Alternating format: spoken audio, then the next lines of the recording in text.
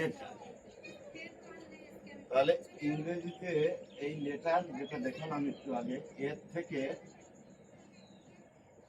Z পর্যন্ত আছে হচ্ছে তোমার কয়টি? 26টি। 26টি বর্ণ, তাই না?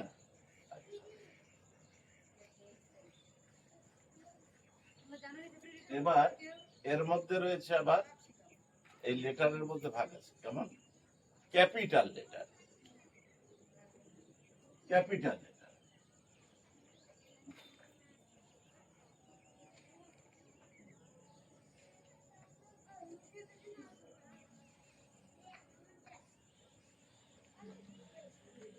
ক্যাপিটাল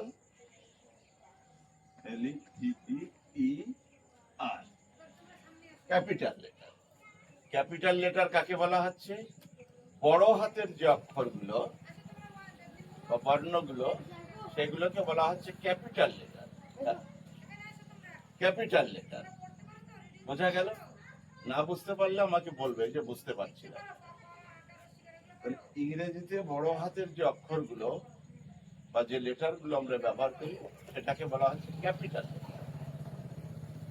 সেটা আগেই দেখালাম, A B A